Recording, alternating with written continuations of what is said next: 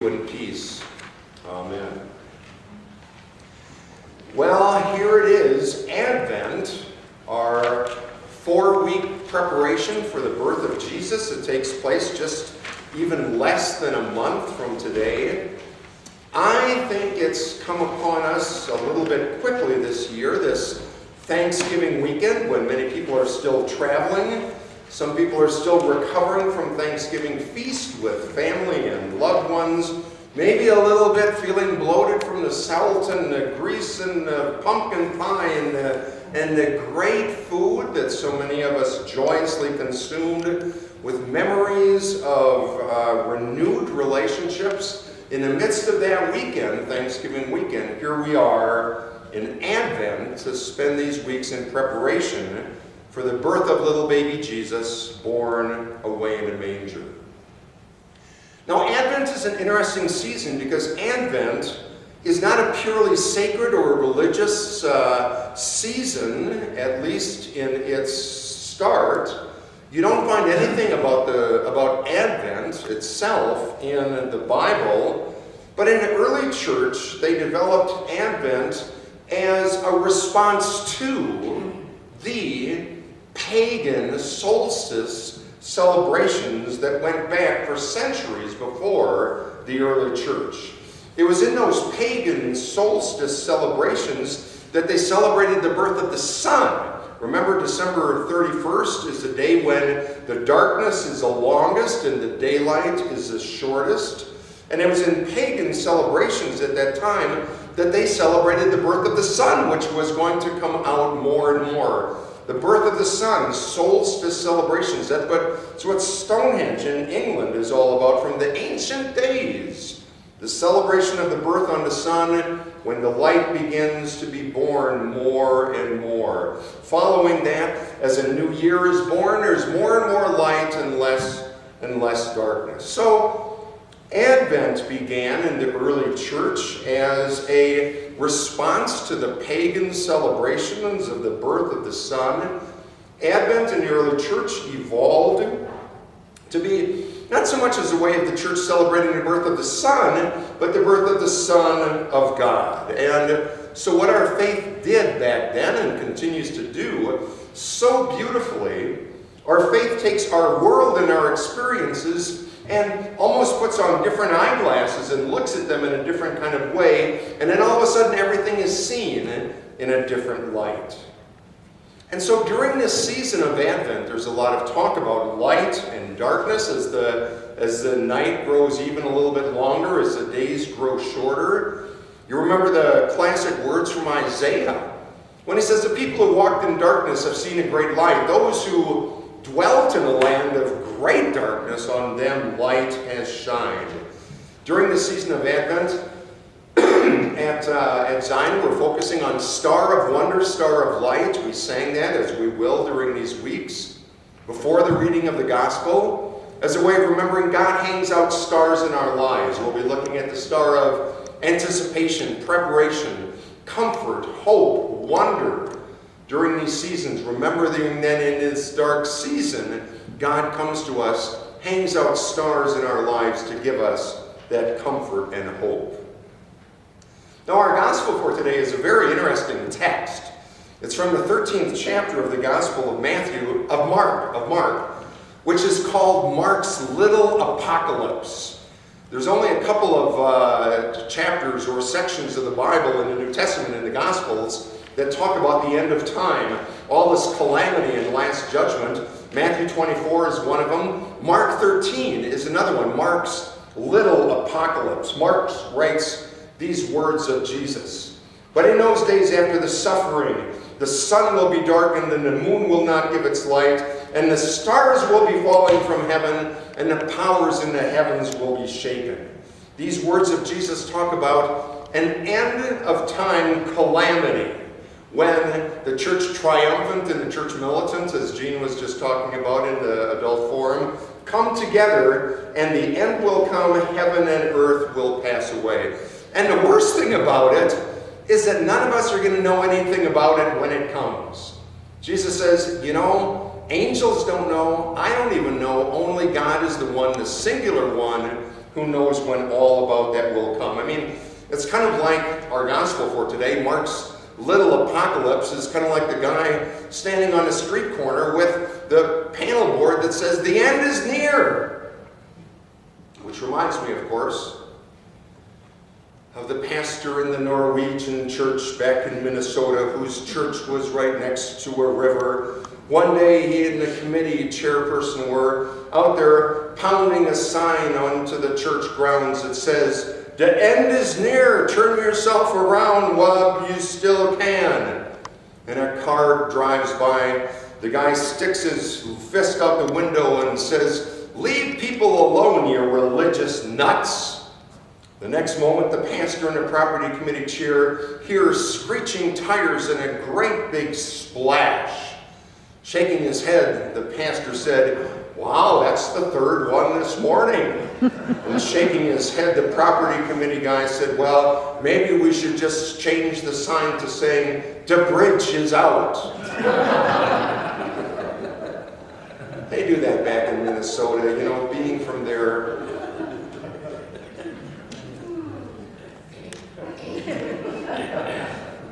That's a problem when people miss the sign. When the bridge is out, when the end is near, prepare to meet thy maker. We dismiss those signs. We just don't pay attention to them. We don't pay attention when Jesus says, "Therefore watch." Watch. You don't know. You don't know when the master of the house will come back, whether in the evening or the morning or at night when the rooster crows and at dawn. What I say to you, I say to everyone, watch. Watch. Do we take that seriously? Watch, prepare, anticipate, because you don't know when the end is going to come, either the end of the world or our own end. In the darkness of night, in the second coming, whether you miss the bridge out sign, whether you watch and prepare or anticipating, because if you know that's coming, if you know Jesus is going to be born, if you know that Jesus will come again at one point, it's important to prepare and anticipate and watch, because not preparing for the inevitable is not a good way to live. And that's what Advent is about. Advent is about looking forward to Christmas and preparing and watching and anticipating the time when Jesus comes to us so that we are ready to receive Christ. Ready to receive Christ, not just to celebrate Christmas, but ready to receive Christ. Now, I say that to you because the Christmas rush is already on us. Black Friday has turned into Black Thursday, and Mace to get an Xbox at Best Buy. I mean, talk about crazy time, and that's just the nuts. All of us, we have decorations that we're thinking about, and shopping and cooking and programs, and how much we're going to bid at the silent auction, and parties and all kinds of things. You know that your calendar may be kind of empty right now, but in the coming days and weeks, it's going to be so full, your head is going to be spinning. All kinds of things will come into our attention, deserving our attention as these weeks go by. We're entering into the busiest time of the year, and it's important to prepare now, to anticipate what's going to happen in the coming weeks, or else we're going to miss the true meaning of Christmas and all that it's about. I mean, have you ever sat on Christmas Eve? Have you ever sat there on Christmas Eve during the sermon and thought, let's see, the potatoes come out 45 minutes after I get here. Dressing has to come here. Oh boy, I got one more thing to wrap. Have you ever thought that on Christmas Eve? Lois, bless your heart that you haven't. Then you prepared well. Then you prepared well. And I say that because during the first 10 years or so of being a pastor myself, I missed Christmas. I missed Christmas. You see, life as a pastor is oftentimes so busy in the fall of the year with getting things ready for the fall, then all of a sudden it's October, then it's Reformation, then it's All Saints, then it's Christ the King, and all of a sudden it's Thanksgiving and Advent and Wednesday services and Bible studies and Christmas parties and preparations and choosing hymns with Joy and Sandra and all of that stuff. And for the first 10 years of my ministry, I hardly even started Advent before the end of November, and by the time I got to Christmas, I sat there on Christmas Eve for those 10 years thinking to myself, bah, humbug! I can hardly wait till this is over for another year. For those 10 years, I literally didn't make time in my November and December calendar to go shopping for my family until the morning of Christmas Eve. Do you know how many guys are out shopping the morning of Christmas Eve?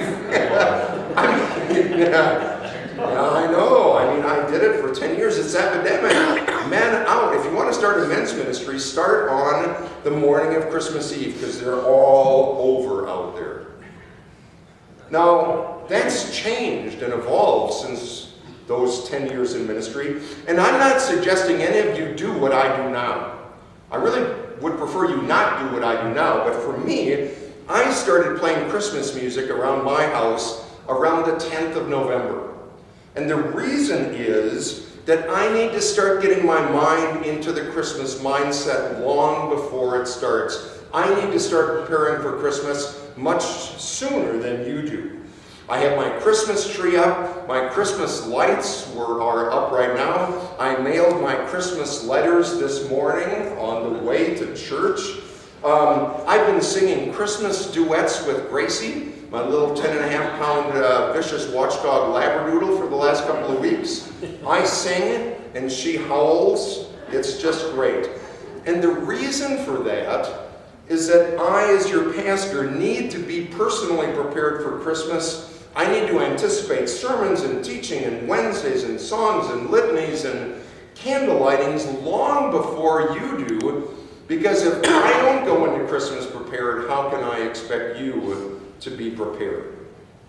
I really did miss Christmas for my first 10 years of being a pastor, but I learned, and now I understand the true meaning of Christmas, and I don't miss it, and I don't want you to miss it either. But even back in Jesus' time, they missed it. At the birth of Jesus, there was no preparation for that first special Christmas. In many ways, it was a silent night. All was calm, all was bright. Brown young virgin mother and child sleeping in heavenly peace. Outside the manger, there were throngs and multitudes making all kinds of noise in the town, in the market, in homes. But Jesus was born quiet, silently, as Joseph knelt on bended knee, and the shepherds came and saw, and the angels came and sang. In the midst of that silence, in that quiet and cold stable, a child was born who would one day be schooled into the ways of God to bring a word of God's life to this world, and of salvation and grace and life and hope. In the midst of that silence, a child was born who would one day go to the cross for you, for your salvation, so that you would be with God forever. As we enter into this silent, busy, noisy, full, quiet, reverent, irreverent, meaningful season, don't miss the opportunity to grow in your knowledge and experience of Jesus, the child of the cradle and the crucified of the cross. In the midst of the season, as we transition from darkness to light, don't miss it because you're distracted by so many other things. There's a poem entitled, "Why Were They Not Ready?" that I'd like to read for you. They were looking for a lion. He came as a lamb and they missed him. They were looking for a warrior. He came as a peacemaker and they missed him.